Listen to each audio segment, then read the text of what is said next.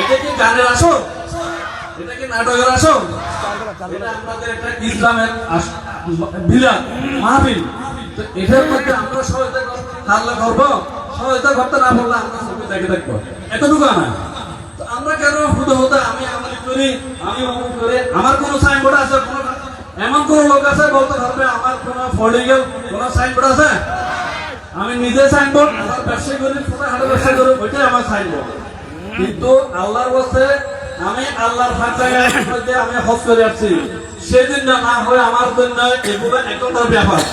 আর select করলে আমি একটার সামনে দিতে পারবো না ইনশাআল্লাহ, অতটুকু হেরাম আমার আছে, কিন্তু আমি করবো না। কারণ আমি আল্লাহর জায়গায় গেছি, আল্লাহ রসুলের রওজা মোবারক গেছি, আমি ওয়াদা করছি আমার গায়ে আঘাত লাগলো আমি কাউকে আঘাত করবো না, এটা আমার নিয়ত।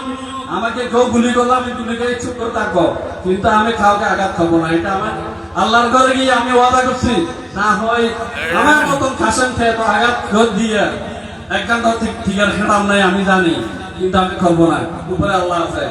আমি মনে করি সকাল থেকে রাত পর্যন্ত আমি পূর্ণ কাজ কি করছি এটা আমি চিন্তা করতেছি, আমি ভালো কাজ কি করছি এটা আমি চিন্তায় আছি। আমি অন্য জনের চিন্তা নিয়ে আমি এটা দরকার নাই।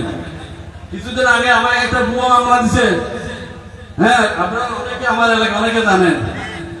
এই মামলা দিয়ে কি আমাদেরকে দেওয়া নিতে পারবা? অতটুকু হারাম কি হয়েছে? আমি শোন না, আমি ডাকেন না, আমি আল্লাহর ঘরে গিয়ে বলতে পারবো সৎভাবে ব্যবসা করি, আমি সৎভাবে রক্তে পরিশ্রম করে আমি ব্যবসা করি, আমি 2 নম্বরের কোনো ব্যবসা করি না। জেল ফাঁসি এটা আমি ভয় পাই না, কারণ আল্লাহ যদি আমার উপর বিপদ রাখে এটা কেউ রক্ষা করতে পারবে না। আল্লাহ যদি আমাকে রক্ষা করে এমন কোনো শক্তি নেই আমাকে কোনো কিছু বাধা দিতে, কোনো মামলা দিয়ে, এগুলো আমাদেরকে দেখেই না। তবে একটা জিনিস আল্লাহ রসুলও বলে গেছে, আমার হুজুর থেকে মুখে শুনবেন, আঘাত করতে করতে করতে করতে যখন পিঠ ডাবা থেকে যাবে তখন বুঝবেন রাত 3টার পরে খয়টা পরে। এটা কিন্তু মনে রাখবেন, এটা আমি মিলাদের আমি সহায়তা করছি বাচ্চাদেরকে, ছোট ছোট বাচ্চাদেরকে, আমি অন্য কিছু করি নাই। তো কেন বন্ধ করতে হয়েছে? স্বাস্থ্য জোতার মালা দিয়েও গুঁড়ো দরকার, ঠিক কিনা বলেন? এই ধরনের কুলাঙ্গারকে আপনারা চিহ্নিত করেন, একটাই লোক শুধু, সবাই জানে। তবে টাইম এখন আছে, ভালো হয়ে যান। আমি লড়লে কিন্তু খবর আছে, খোদার কসম করে বলতেছে আমাকে লড়েন না, ঘুম আছে ঘুমে রাখেন, ঘুম থেকে আমাকে থাকেন না। আমি আবারও বলতেছি, যাক আমি অন্তর ক্ষমা চাচ্ছি, আমি অনেক সময় নষ্ট করছি, এটার জন্য আমাকে ক্ষমা দান দিবেন। আপনারা ধৈর্য ধরে সবাই বসেন, অনেক দূর থেকে কষ্ট করে আমার দূর আসছে, ওনার বয়ানটা মূল্যবান বয়ানটা শুনবেন। এই কথা বলে আমি আমার দীর্ঘায়িত করবো না। আসসালামু আলাইকুম ওয়া রাহমাতুল্লাহি ওয়া বারাকাতুহু। মারহাবা মারহাবা। আমি আবার আপনাদের কাছ থেকে ক্ষমা চেয়ে নিচ্ছি, আপনাদের সুন্দরভাবে মেহমানদারি করতে না পেরে। এই পর্যায়ে আপনাদের সম্মুখে আপনারা সবাই বসে পড়ুন, এই পাশে যারা দাঁড়িয়ে আছেন সবাই বসে পড়ুন। আমি আমার সবাইদেরকে বিরোধ জানাবো, সবাইকে বসিয়ে দেন, আর এই পাশে চেয়ার দেন, এই পাশে চেয়ার বসে দেন, এই পাশে যে জায়গাটা আছে এখানে চেয়ার দেন। সবাই দ্রুত 5 মিনিটের মধ্যে চেয়ার বসিয়ে দেন। এই পর্যায়ে আপনাদের সম্মুখে কোরআন হাদিসের আলোকে গুরুত্বপূর্ণ তকবীর পেশ করবেন আজকে নুরানি ইমানি মাহফিলের সম্মানিত প্রধান বক্তা দাওয়াত ইমানি বাংলাদেশ প্রতিষ্ঠাতা চেয়ারম্যান, আন্তর্জাতিক খ্যাতি সম্পন্ন মুফাসসির কুরআন, সকলের এই প্রিয়জন হুজুর আল্লামা পীর মুফতি গাজীউদ্দিন মাদ্দাজিল্লাহি, হুজুর আল্লামা পীর মুফতি গাজীউদ্দিন আত্তারি মাদ্দাজিল্লাহি। নারে তাকবীর, আল্লাহু আকবার, নারে তাকবীর, আল্লাহু আকবার, নারে রিসালাত, ইয়া রাসূলুল্লাহ, নারে গাউসিয়া,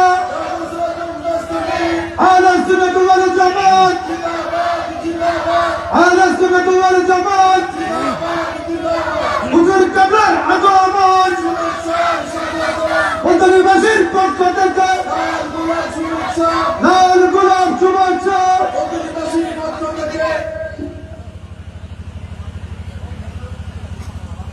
আসসালামু আলাইকুম ওয়া রাহমাতুল্লাহি ওয়া বারাকাতুহু। সালাতু ওয়াসসালামু আলাইকা ইয়া রাসূলুল্লাহ। আসসালাতু ওয়াসসালামু আলাইকা ইয়া হাবিবাল্লাহ। الصلاة والسلام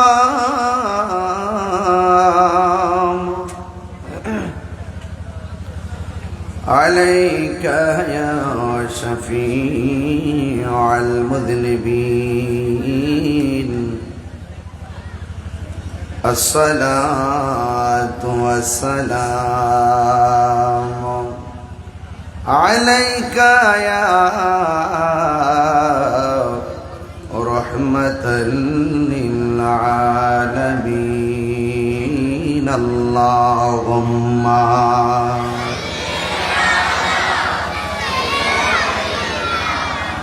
مولانا محمد وعلى آله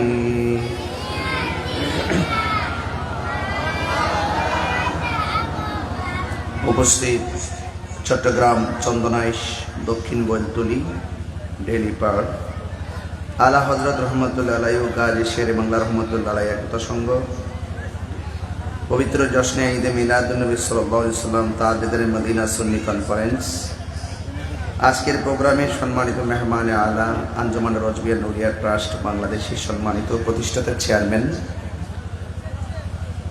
খানকাট পীর রাজপুতের বিশ দক্ষ সংগঠক সামাজিক অর্থনৈতিক রাজনৈতিক বিভিন্ন দিকে তার ইলমি দক্ষতা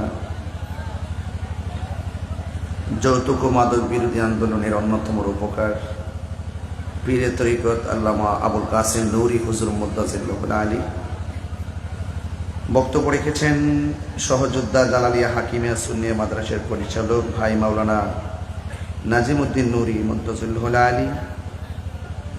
আজকের মাহফিলের সম্মানিত প্রধান অতিথি বিশিষ্ট ব্যবসায়ী ও সমাজসেবক হাজী উমর মিয়া জামি মসজিদের সম্মানিত সভাপতি জনাব আলহাজ আবুল কাসেম ভূঁইয়া সাহেব, উদ্বোধক সাবেক বিচারপতি জনাব আব্দুল সালাম মামুন সাহেব, বিশেষ অতিথি ভূঁইয়াবাড়ির শাহী মসজিদের সম্মানিত সভাপতি জনাব মঈনুদ্দিন ভূঁইয়া ওয়াসিম সাহেব, আজকের মাহফিলে যিনি সভাপতি বৈলতলী ইউনিয়ন শাখা বাংলাদেশ ইসলামী ফ্রন্টের সম্মানিত সভাপতি গৌসিয়া কমিটি বাংলাদেশের সাবেক উপদেষ্টা উস্তাদুল উলামা আল্লামা হারুনুর রশিদ ভূঁইয়া মুদ্দাজিল্লাহুল আলী, ইন্তেজামিয়া কমিটির পক্ষ থেকে আমাকে বিষয় দেওয়া হয়েছে মৃত্যু, কবর ও হাসরের ভয়াবহতা নিয়ে আলোচনা করার জন্য। আমার ডানে বামে সামনে পিছনে অনেক জ্ঞানী গুণী মসজিদের ইমাম খতিব উলামায়ে কেরাম বসে আছেন।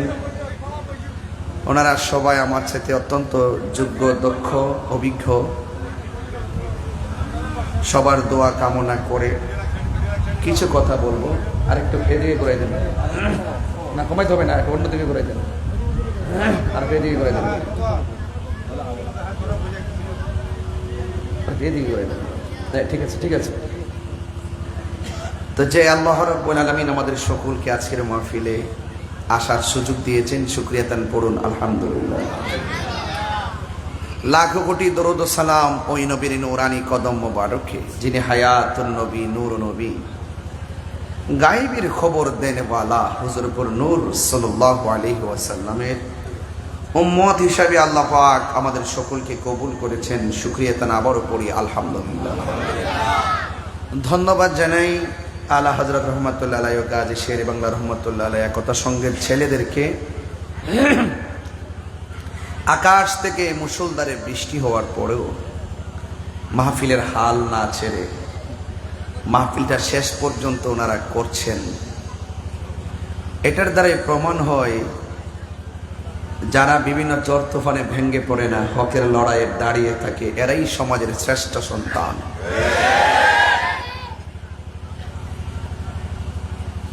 আপনার গায়ে আঘাত করলে যদি আপনি ব্যথা পান তাইলে বুঝবেন আপনি মানুষ। আরেকটা ভাই যদি কষ্ট পায়, তার গায়ের ব্যথাটা যদি আপনি অনুভব করেন, তাহলে আপনি হলেন আসল মানুষ। আর মানুষ তো সবাই, ইয়াজিদও তো মানুষ, ইয়াজিদও মানুষ। আমার গায়ে আমি একটু খামচি দিলাম, ব্যথা পাইলাম, আমি মানুষ, অনুভূতি শক্তি আমার আছে। আরেকজন ভাই যদি কষ্ট পায়, সেই কষ্টটা যদি আপনি অনুভব করেন, তাহলে আপনি প্রকৃত মানুষ। আজকে আমার ভাই শহীদ রহিসউদ্দিনকে যারা মেরেছে, পরিকল্পিতভাবে মেরেছে, সে ছিল সুন্নি, যারা মেরেছে তারা বদ আকীদার। কথা বলেন ঠিক কিনা? যারা মেরেছে তাদের গায়ে ব্যথা লাগে নাই, এরা অমানুষ। আর আমাদের গায়ে রহিসউদ্দিনের মৃত্যুতে আমরা শোকাহত, মর্মাহত, ঘাম জড়িয়ে ওই সমস্ত খুনিদের বিরুদ্ধে প্রতিবাদ করছি, আমাদের ব্যথা লেগেছে, এই জন্য আমরা প্রকৃত মানুষ। মানুষ, এই মানুষরূপী অমানুষ, মানুষরূপী জানোয়ারদের সাথে প্রকৃত মানুষদের লড়াই চলছে। কথা বলেন ঠিক কিনা? যারা মানুষকে পরিকল্পিতভাবে হত্যা করে, এরা সমাজের শত্রু, এরা দেশের শত্রু। কথা বলেন ঠিক কিনা? জালেম আর জুলুমের বিরুদ্ধে আমাদের লড়াই, জালেম আর জুলুম, তাদের বিরুদ্ধে আমাদের লড়াই, মজলুমের পক্ষে আমাদের লড়াই। কথা বলেন ঠিক কিনা? এই জন্য আমি দেখেছি, আরে গত জুমায় তো আমার শহীদ রহিসউদ্দিন জুমার নামাজ পড়াইছে। আর এই জুমার মধ্যে এক সপ্তাহ পরে আমি বাইতুল ফালায় দাঁড়িয়ে জাতীয় মসজিদে চট্টগ্রাম প্রতিবাদ করেছি, তার খুনের বিচার চেয়েছি। তাকে মারার 6 দিন পরে দেখলাম দাড়িওয়ালা কিছু ছদ্মবেশী বেয়াদব কিছু মহিলাদেরকে 300 টাকা দিয়ে ভাড়া করে এনে রহিসউদ্দিনের বিরুদ্ধে শিশু বলাৎকার অভিযোগ তুলে মিছিল করেছে। প্রশাসনের কি এখনো ঘুম ভাঙে না? প্রশাসনের কি এখনো ঘুম ভাঙে না? ভাঙচুরবিহীন করা আন্দোলন চলতেছে, যেই প্রশাসন মামলা নিচ্ছে না, আমরা মনে করি সেই প্রশাসন খুনিদের সঙ্গে গভীর সব সম্পর্ক রয়েছে। ওই এলাকাটা সম্পূর্ণ বদ আকীদাদের দখলে, এই জন্য সেখানে সুন্নি কোন আলেম গেলে তাদের উপরে চড়াও হতো তারা। আপনার সাথে আমার মতাদর্শের ভিন্নতা থাকতে পারে, আপনি কিয়াম করেন, আমি করি, আপনি করেন না। আমি 20 টাকা তারাবি পড়ি, আপনি পড়েন না। আমি নবীকে নূর মানি, আপনি মানেন না। তাই বলি কি আমি আপনাকে মতাদর্শের ভিন্নতার জের ধরে কি আমি আপনাকে খুন করে ফেলবো? এটা কি মনুষ্যত্ব? মত সৃষ্টি করে যারা মিথ্যা অভিযোগ তোলে আমার রহিসউদ্দিনকে শহীদ করেছে, তাদেরকে অনতি বিলম্বে গ্রেফতার করতে হবে। আজকে দেখেছেন জমিয়তুল ফলায় হাজার হাজার মানুষ, ঢাকার জাতীয় প্রেস ক্লাবে হাজার হাজার মানুষ, পুলিশে ব্যারিকেড দিছে, যাওয়া যাবে না। পদযাত্রায় ব্যারিকেড দেওয়ার পরে দেখলাম আমাদের 4-5টা সেনা কর্মীর গায়ে লাঠি চার্জ করা হয়েছে। আরে এটাই তো সুন্নি, এদেরকে তো সুন্নি বলে। যৌক্তিক দাবি আদায়ের মাঠে গিয়ে পুলিশ কর্তৃক সুন্নিরা মার খায়, কিন্তু কোন সুন্নিদের দ্বারা পুলিশের গায়ে আঘাত হয় না। কথা বলেন ঠিক কিনা? এরপরও আপনারা আমাদের ধৈর্যের ভাত ভাঙবেন না। আমরা মানুষ, আমরা কি মানুষ। এই জন্য আমি স্বরাষ্ট্র উপদেষ্টা নাকি বলছে আমাদের সাথে সংলাপ করবে। আজকে যখন দেখলাম, আমরা যখন সবাই এগিয়ে গেলাম, তখন তিনি বলছেন নাকি আমাদের সাথে সংলাপ করবে। আমি পরিষ্কার ভাষায় চট্টগ্রাম থেকে বলতে চাই, আমার ভাই রহিসউদ্দিনের রক্তের উপরে দাঁড়িয়ে রাষ্ট্রপক্ষ কাহারো সঙ্গে আমাদের সংলাপ হবে না। আগে মামলা নিতে হবে, আসামি গ্রেফতার করতে হবে, তারপর বিচার করব, সংলাপ করব কিনা, আমরা কোন দিকে যাব, তারপরে কথা বলবো, ঠিক কিনা বলেন? আমার পরিষ্কার কথা, আবু সাঈদের রক্তের যেমন মর্যাদা, মুগ্ধের রক্তের যেমন মর্যাদা, আমাদের কাছে শহীদ রহিসউদ্দিনের রক্তের সেই মর্যাদা। পুলিশকে মেরে উপরে ঝুলিয়ে রাখা হয়েছে। সেই পুলিশের লাশের যেমন মর্যাদা, আমাদের কাছে আমাদের শহীদ রইসুদ্দিনের সেই মর্যাদা। পৃথিবীতে প্রত্যেকটা মানুষের মূল্য আছে, প্রত্যেকটা প্রাণের মূল্য আছে, প্রত্যেকটা হত্যাকাণ্ড নির্মম। এই জন্য মত সৃষ্টি করে এই বাংলাদেশকে যেইভাবে খুনের রাজ্য কায়েম করা হচ্ছে, আগামীতে প্রত্যেকটা এই খুনের জন্য আমাদের রাষ্ট্রপ্রধানকে জবাব দিতে হবে, প্রশাসনকে জবাব দিতে হবে। আপনারা মামলা না নিয়ে ভাবতেছেন আমরা নিয়ে আপনাদের উপরে চড়াও হয়ে পড়ি আমাদের বিরুদ্ধে মামলার ষড়যন্ত্র করার জন্য। আমাদেরকে একটু সময় দিচ্ছেন, আমরা নিয়ে আপনাদের উপরে ঝাঁপিয়ে পড়ি। আমরা সুন্নিরা কি পাগল যে আপনাদের খেলা বুঝবো না? আরে শহীদ নুরুল ইসলাম ফারুকীকে যখন শহীদ করা হয়েছিল, আমরা সারা বাংলাদেশ হরতাল দিয়েছিলাম, একটা গাড়ি চলতে পারে না অ্যাম্বুলেন্স ছাড়া। সেই দিন বুঝিয়ে দিয়েছিলাম বাংচুরবিহীন করা হরতাল। সেই হরতাল ইনশাল্লাহ আবারও আসতেছে। সুতরাং আমাদেরকে খেল দিলে আমরা খেল বুঝি, কারণ আমরা এই দেশের দালালি করি না, আমরা মদিনাওয়ালার প্রেমের দালালি করি। আরে হাত তুলে বলেন ঠিক কিনা বলেন।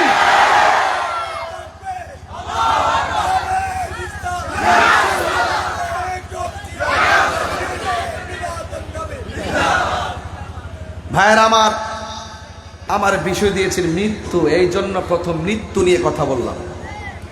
এরপরে বিষয় দিয়েছেন কবর।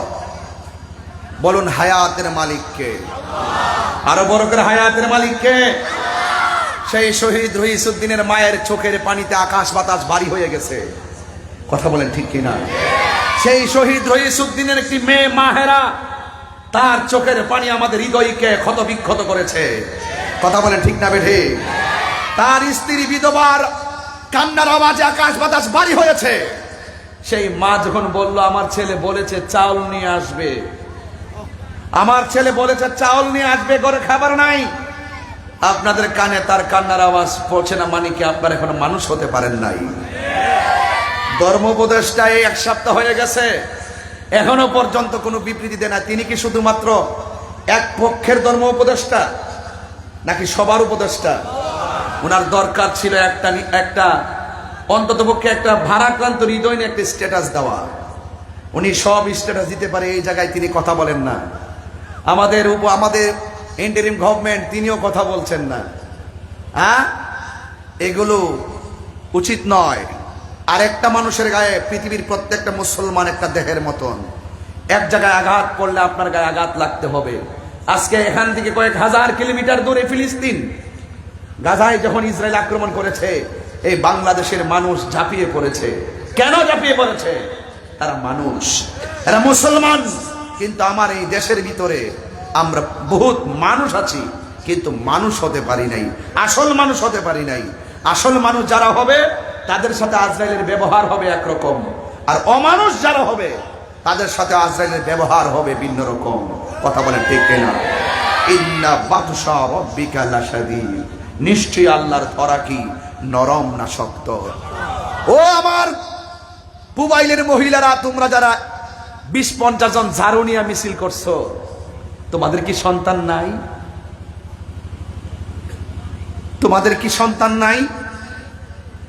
তোমার সন্তান যদি মৃত্যুর মুখে থাকা অবস্থায় পানি চাইতো, তোমার সন্তানের মুখে পানি দিতে যায় যদি পানিটা ফিরে আনতো, তুমি মা হিসাবে তোমার কাছে কেমন লাগতো?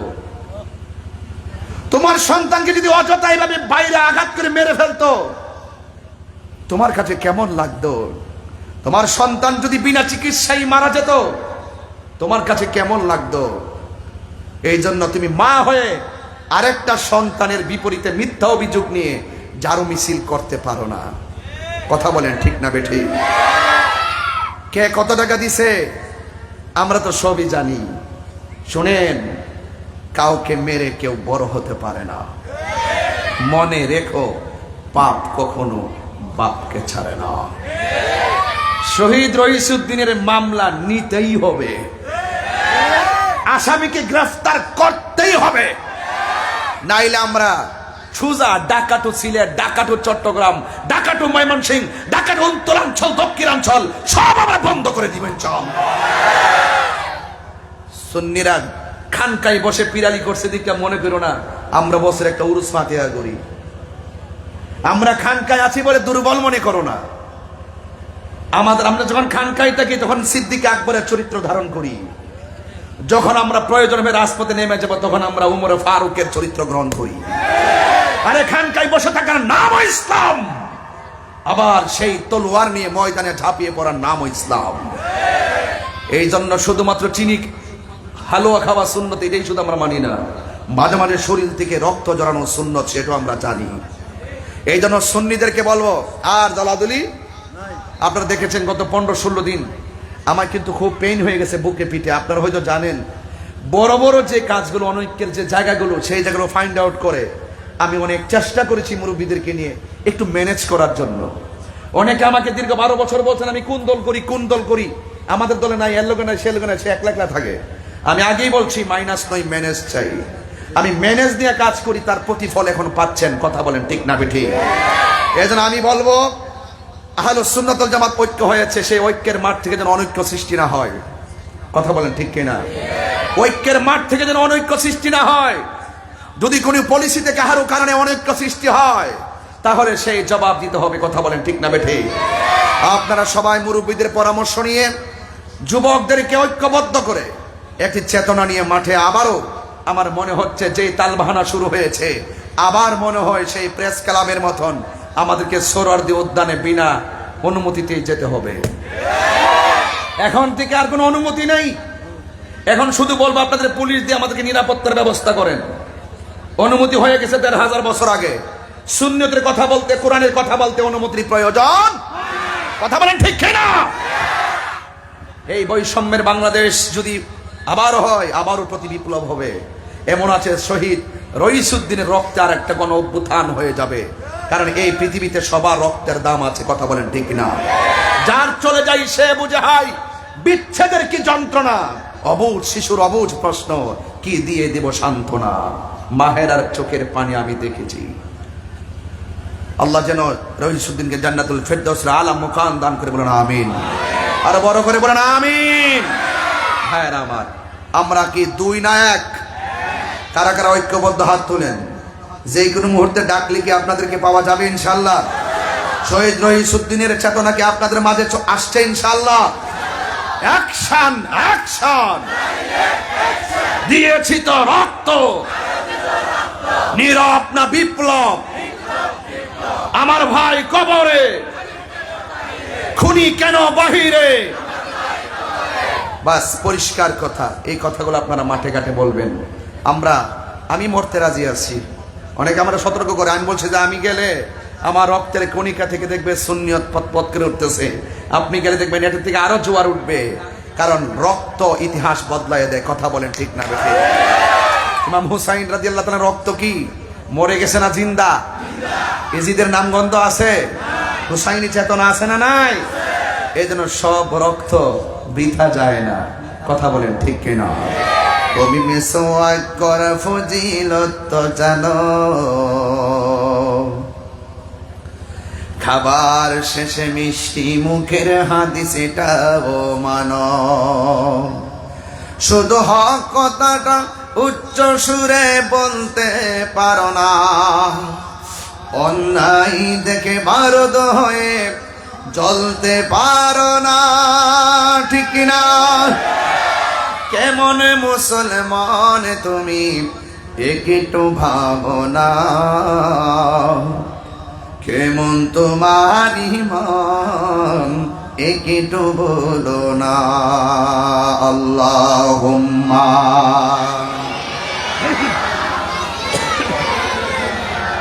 মাওলানা মুহাম্মদ ওয়া আলা আলি সাইয়্যিদিনা। আমার যুবক ভাইরা, আল্লাহর হাবিব সাল্লাল্লাহু তাআলা আলাইহি ওয়াসাল্লাম বলেন, তোমরা 5টা জিনিস আসার আগে 5টা জিনিসকে গুরুত্ব দিবে। অসুস্থ হওয়ার আগে সুস্থতাকে গুরুত্ব দিবে, গরিব হওয়ার আগে স্বাবলম্বীটাকে গুরুত্ব দিবে, ব্যস্ত হওয়ার আগে অবসর সময়টাকে গুরুত্ব দিবে, মৃত্যু আসার আগে তোমরা হায়াতটারে মূল্যায়ন করবে। আজকে আমি আসার আগে 2 ঘন্টা আগে শুনছি এলাকার একটা মা মারা গেছে, তার জানাজা হবে ওয়াজের পরে। আমি শোনার পরে আমার মনের ভিতরে অনেক কষ্ট পেয়েছি। এখনো আসার আগে একটা ছেলে আমারে কয়, হুজুর আমার আব্বা কয়েকদিন আগে মারা গেছে, একটু আব্বার কবরটা জিয়ারত করেন না। আমি পোলা পান্ডে বলছি, স্লোগান বন্ধ কর, গুরুস্থানের ভিতরে ঢুক। বাউন্ডারির দরজা দিয়ে ভিতরে ঢুকলাম, নতুন কবরটার পাশে দাঁড়ায় দোয়া করলাম। আমার আব্বা তো দুনিয়াতে নাই, তার আব্বা দুনিয়াতে নাই, এই জন্য আমি তার বাবার জন্য দোয়া করলাম। আজকে যে একটা মা মারা গেল, ওই সন্তানটা জানে মা হারা ব্যথা কত। এ যুবক যে চলে যায় সে বোঝে রে বাবা। এই জন্য আজকে যেই মানুষটা চলে গেছে তার আপনজনরা কিন্তু আজকে শান্তিতে নাই। আজকে ওয়াজটা যে প্রাণবন্ত ভাবে শুনতো, এখন তাদের মনের ভিতরে একটাই, আমার পরিবার থেকে আমার একজন সদস্য চলে গেছে। আজকে 12টার পরে অন্ধকার একটা ঘরের মধ্যে শোয়ায় দিবে। এই ঘরের মধ্যে যে পড়ে থাকবে, কালকে আবার এই টাইমে তারা আর দেখা যাবে না। এই জন্য আমার মায়ের আনুষ্ঠানিকতাটা যেমন, আমার বাবার আনুষ্ঠানিকতা যেমন, আমার আনুষ্ঠানিকতাটাও সেইভাবে অপেক্ষা করতেছে গো। ইন্না লিল্লাহি ওয়া ইন্না ইলাইহি রাজিউন। আমি তার জন্য, সে আল্লাহর জন্যই তো আমি, আল্লাহই তো আমার পাঠাইছে, সেই রবের দিকেই তো আমি ফিরে যাব। আল্লাহ রাব্বুল আলামিন বলছেন, কাইফা তাকফুরুনা বিল্লাহি ওয়া কুনতুম আমওয়াতান ফাআহইয়াকুম সুম্মা ইউমীতুকুম সুম্মা ইউহয়ীকুম সুম্মা ইলাইহি তুরজাউন।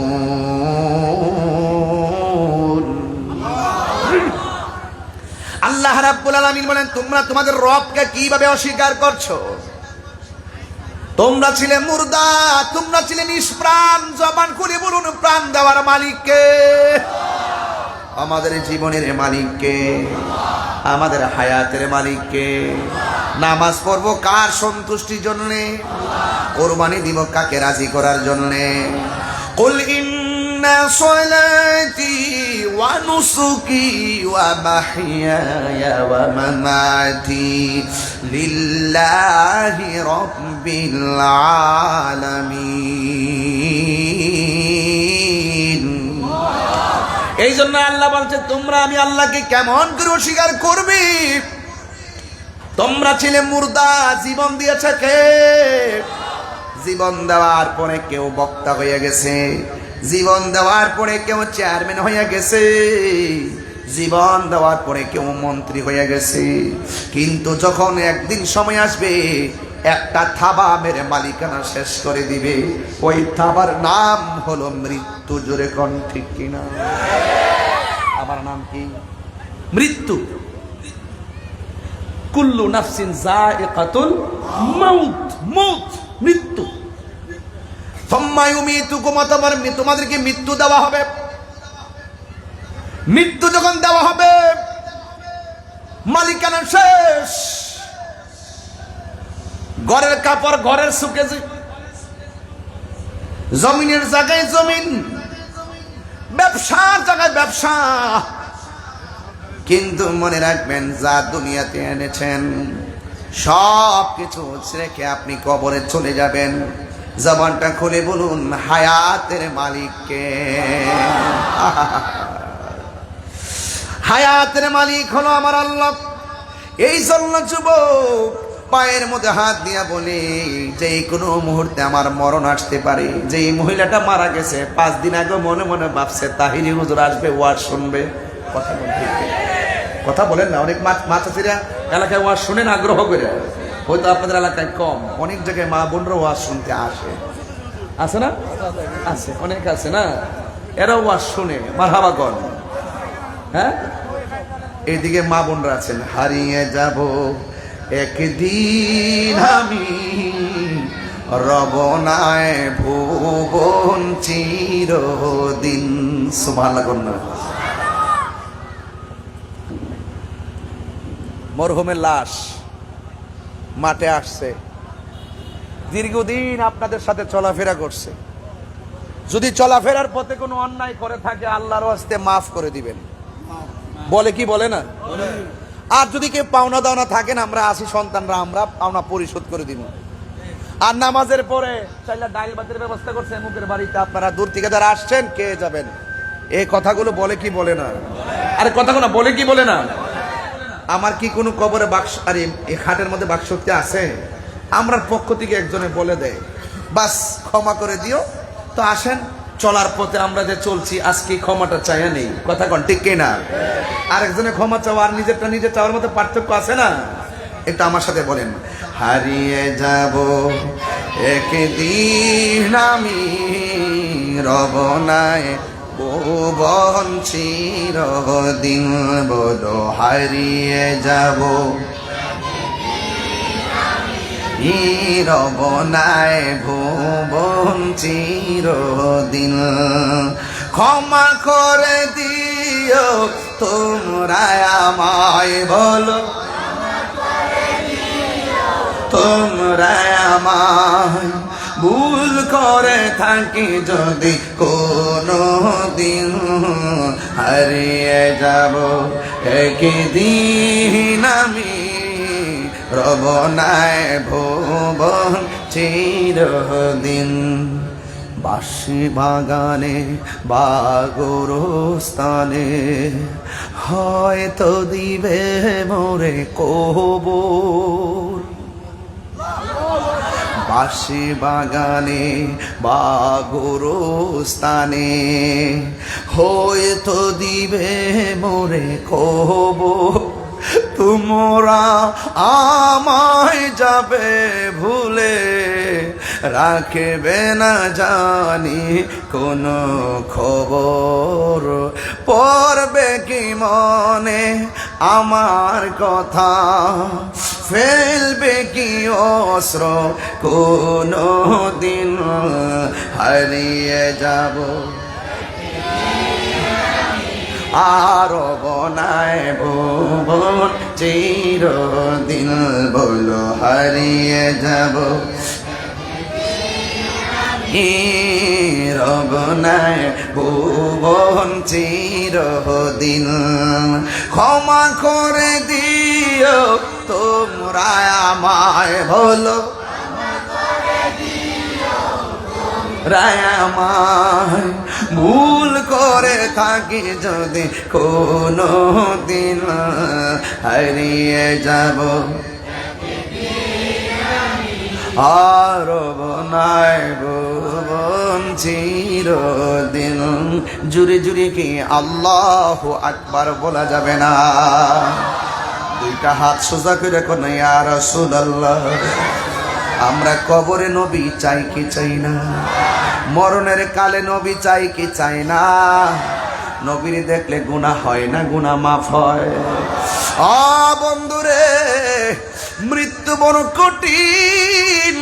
আল্লাহ রাব্বুল আলামিন বলেন, মিনহা খলাকনাকুম ওয়া ফিহা নুঈদুকুম ওয়া মিনহা নুখরিজুকুম তারাতান উখরা। ও বন্ধু,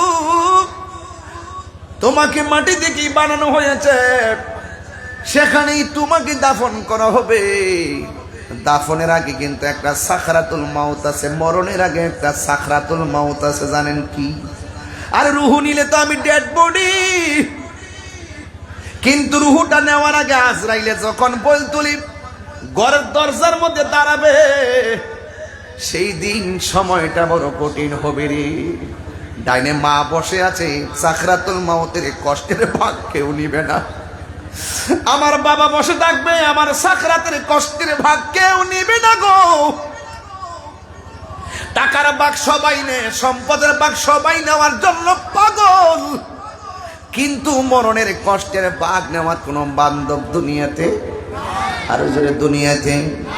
বন্ধুরে আমার, যেই কথাগুলো বলতেছে বেশি লম্বা করব না। এখান থেকে আমি সোজা উত্তরবঙ্গে যাব, প্রায় 17 ঘন্টা জার্নি, 17 ঘন্টা গাড়িতে থাকতে হবে। রাতের বেলা ঘুম শেষ, দিনের বেলাও শেষ। এই জন্য আমি মুসাফির হইয়া আবার মুসাফিরের হালতে রওয়ানা। কিছু কথা বলে যাই, কথাগুলো কান দিয়ে শুনবেন, মনোযোগ দিয়ে শুনবেন। এই জন্য আল্লাহ বলে, বন্ধু ও সোম্মায়ুমিতুকুম, তোমাকে মৃত্যু দেওয়া হবে। দেওয়া হবে কথাটা অনেক সহজ, জন্ম মৃত্যু একদম ইউনিভার্সাল ট্রুথ। কিন্তু আজরাইলের রুহটারে সার্জারি করার আগে এই বলতুলিতে এমন একটা খেলা শুরু হইবে, তোমার মরণ যন্ত্রণা। যার সামনে যাবে সে বুঝবে আজরাইলটা কেমন ধাও মারে। দরজাতে আইসা এমন ভয়ঙ্কর সুরতে ঢুকবে, আজরাইলটা দেখা তোমার রগগুলা টাস করে ছিঁড়ে যাবে, রক্তগুলো পানি হয়ে যাবে, আর হাড্ডিগুলা টাস করে খুলে যাবে। ও বন্ধু রে, বন্ধু রে, হ বন্ধু, মরণ যন্ত্রণা বড় কঠিন। এখন যদি বলেন হুজুর কেমন কঠিন একটু বোঝাইয়া দেন, আমি আপনাদের এই মুহূর্তে বোঝাইতে পারবো। শুধুমাত্র আমার সামনে 2 মিনিট নাকটার আর মুখটার বন্ধ করে রাখেন, বুঝবেন শ্বাসটার দাম কত। কথা বলেন ঠিক কিনা? আর মরণের সময় কত জোর করবা গো, আমারে বাঁচাও বাঁচাও বাঁচাও। আজরাইল বলবে না না, ওয়া মা তাদরি নাফসুম বিআইয়ি আরদিন তামুত।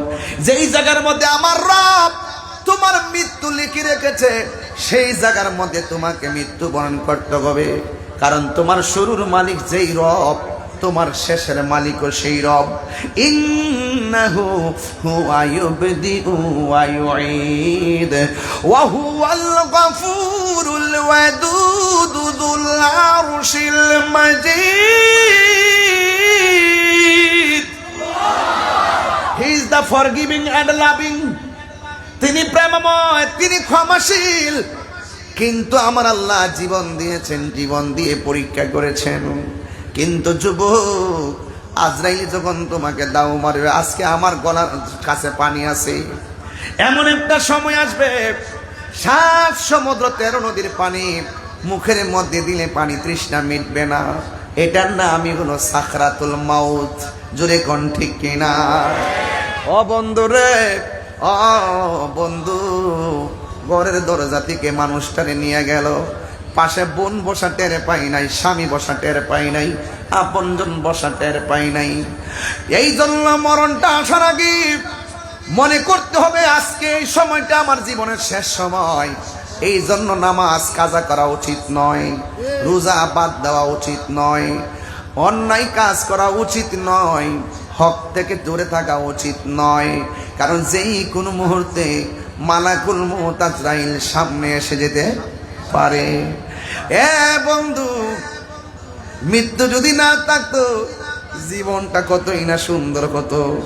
আল্লাহকে আমি মৃত্যুটা দিয়েছি আমি আল্লাহর ক্ষমতা বোঝানোর জন্য। কথা বলেন ঠিক কিনা?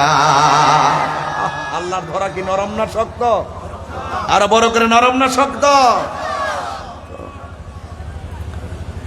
এই জন্য আমার যুবক ভাইরা, মৃত্যু ইউনিভার্সাল ট্রুথ হবেই হবে। অনেকে কয় তোর ছেলেটাকে বিদেশ কেন পাঠাইলি? বিদেশ পাঠানোর কারণে ছাদ থেকে পড়ে মারা গেছে, দেশে থাকলে সে মারা যেত না। এই কথা বলাটা নাফরমানি কথা। অনেকে বলে তুই কোথায় গিয়েছিলি? তুই যদি ঘরের মধ্যে থাকতি বাচ্চাটা পানির মধ্যে পড়ে মারা যেত না। এটা ভুল কথা, ভুল কথা। না না, বিদেশে নিয়ে ছাদের উপর থেকে ফালাইয়া দুনিয়া থেকে আল্লাহ তারে বিদায় দিবে। দুনিয়াতে আসার আগে আমার আল্লাহ সেই সিদ্ধান্ত করে রেখেছেন, যার যেখানে মরণ সেখানেই তার মরণ হবে। এই জন্য যুবক, পালাইবার কোনো জায়গা নাই। এই মৃত্যু আসার আগে নামাজের দরকার আছে না নাই? মৃত্যু আসার আগে রোজার দরকার আছে না নাই? মৃত্যু আসার আগে আল্লাহকে মানার দরকার আছে না নাই?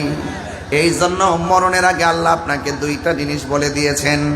ইয়া আইয়ুহাল্লাযীনা আমানু আমিনু বিল্লাহি ওয়া রাসূলিহি।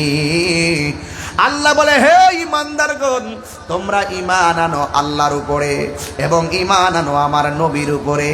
দুনিয়ায় থাইকা যদি আল্লাহর বিধান লঙ্ঘন কইরা সুদ খান, আল্লাহর বিধান লঙ্ঘন কইরা ঘুষ খান, আল্লাহর বিধান লঙ্ঘন কইরা নাফরমানি করেন, কবরের ভিতরে যাইয়া শান্তি আপনার নসিবে জুটবে না। কথা বলেন ঠিক কিনা? যা করবেন মরার আগে না মরার পরে? কথা কয় না কেন? মরার মাটির উপরে থাইকা আল্লাহর সঙ্গে নাফরমানি কইরা, মাটির উপরে থাইকা নবীর বিরুদ্ধে আচরণ কইরা, মাটির নিচে যাইয়া জান্নাতের গালিচা পাওয়া যাবে না। এই জন্য যুবক আল্লাহ বলে, মাটিতেই তোমাকে দাফন করা হবে। মরণ মরণ মরণ হয়ে গেল আপনার। আজকে যে মহিলাটা মারা গেল, আমার মা মারা গেছে, এই মহিলাটার মনে হয় গোসল করানো শেষ হয়ে গেছে, সাদা কাফনটা মনে হয় লাগানো শেষ হয়ে গেছে, গায়ের মধ্যে 5টা কাপড় লাগায়া খাটের মধ্যে শোয়া রাখছি, আর ওয়াজের অপেক্ষা করতেছে ওয়াজটা কখন শেষ হবে, জানাজার নামাজটা কখন পড়বে। বন্ধু, কি দিয়ে ওয়াজ বুঝাবো? ওই মহিলাটারে গোসল করাইছে, জীবনে কিছু করেন আর না করেন, যখন মানুষে গোসল করায় পাশে যায় একবার দাঁড়াইবেন, দাঁড়ায় দেখবেন তারে কেমনে গোসল করা।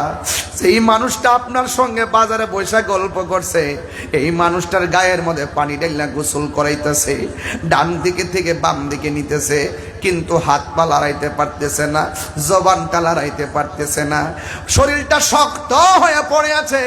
তখন আপনি গোসলের দিকে তাকায় মনে মনে বলবেন, হাই রে পৃথিবী কত নিষ্ঠুর। কাফনটা যখন পরাবে, পরানোর পরে নিজের পাঞ্জাবি নিজে কত পরলো, শার্ট পরলো, আজকে জীবনের শেষ জামাটা সে গায়ে লাগাইতে পারতেছে না, নিথর দেহ বল তুলিতে পড়ে আছে, মানুষ তারে কাপড় লাগাইতেছে। আমার পকেটের মধ্যে টাকা আছে, টাকা, কিন্তু জীবনের শেষ যেই জামাটা গায়ে লাগাইয়া দিবে ওই কাপড়ের মধ্যে কোনো পকেট নাই। আমার গায়ের কাপড়ের মধ্যে সেলাই আছে, জীবনের শেষ কাপড়টার মধ্যে কোনো সেলাই নাই। এই জন্য যুবক, জীবনে লাল কাপড়, নীল কাপড়, হলুদ কাপড় দেখলাম, কাফনের কাপড়টা কেন সাদা বাইন্ডিং করা হয় এই কথা দিয়ে কোনো মাওলানারা কয় না, কাফনের কাপড়টা কেন সাদা দিতে হয়। ও বন্ধু, জীবনে কত গাছের পাতা দেখলাম, অন্য কোনো পাতা দিয়ে গরম জল করে না, বড়ি পাতার গরম জলটা কেন করা হয় এই কথা দিয়ে কোনো মাওলানারা কয় না। কাপড়ের মধ্যে 3টা বান দেওয়া হয়, 3টা বাত কেন দেওয়া হয় কেউ দিয়ে কথা কয় না।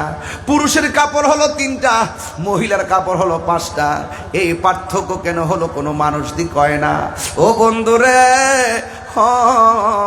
বন্ধু, আমার দাদার আনুষ্ঠানিকতা যেমন ছিল আপনার আনুষ্ঠানিকতা এমনই হবে।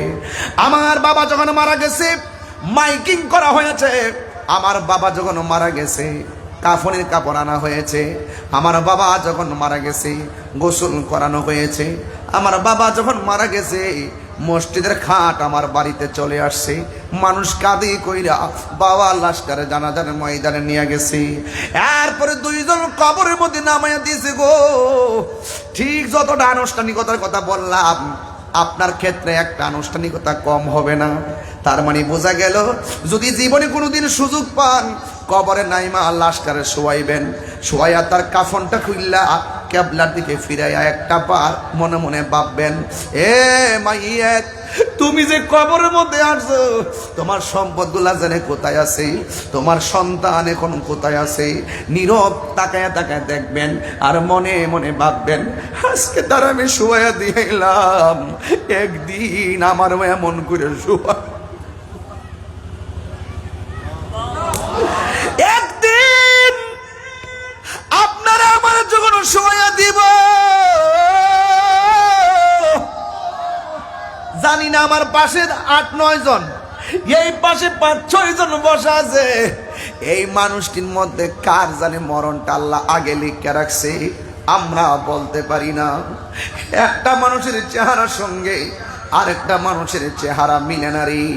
এই জন্য তো রবের কাছে একটা কথাই বলবো, আল্লাহ মারা যাব কোনো দুঃখ নাই, যেই দিন আমরারে মরণ দিবা জুমার দিন মরণ দিও, যেই দিন মরণ দিবা রমজান মাসে মরণ দিও, যেই দিন মরণ দিবা নিয়মিত নামাজি বানাইয়া মরণ দিও, যেই দিন মরণ দিবা উজু অবস্থায় মরণ দিও। তাইলে মৃত্যু আসার আগে এই বিষয়গুলো অনুধাবনের দরকার আছে না না? তাইলে সবচাইতে বড় কথা হলো মরণ আসার আগেই নামাজ পড়তে হবে, মরণ আসার আগেই রোজা রাখতে হবে, মরণ আসার আগে হজ করতে হবে, মরণ আসার আগে যাকাত দেওয়া লাগবে। ও বন্ধু রে, বন্ধু, কথা বলতে বলতে আমার মায়ের লাশটা চলে এসেছে। দেখেন কথা বলতে বলতে লাশটা চলে আসছে। এই লাশ নিয়ে বুকে নিয়ে কি কথা বলবো? আল্লাহ যেন এই মাইয়েরটাকে জান্নাতুল ফেরদাউসের আলা মাকাম দান করে। জুরি জুরে কন্যা আমি। ভাইর আমার, ভাইর আমার, দেখছেন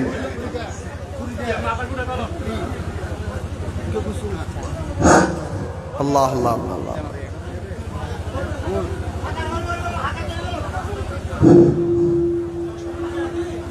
সম্মানিত মুরব্বীগণ, আপনারা যে যে অবস্থা আছে ওইভাবে খাতার বন্ধ হয়ে যাবে। ইনশাআল্লাহ আমাদের হুজুর আমরা জানাজার নামাজ পড়াবে। আপনারা যে যেখানে আছে বিশৃঙ্খলা না করে ওইভাবে খাতার বন্ধ হয়ে যান, এটা মনে হয় ঠিক হবে। আপডাউন করলে জিনিসটা একটু বিশৃঙ্খলা হয়ে যাবে। আপনারা দয়া করে যার যার যে অবস্থা করে ওইভাবে খাতার বন্ধ হয়ে যান। আসসালামু আলাইকুম। ইনশাআল্লাহ জানাজা আমাদের পরে আমাদের বাড়ি আবার প্রবেশ শুরু হবে। আপনারা যে যেখানে থাকবেন ওখানে বসে যাবেন।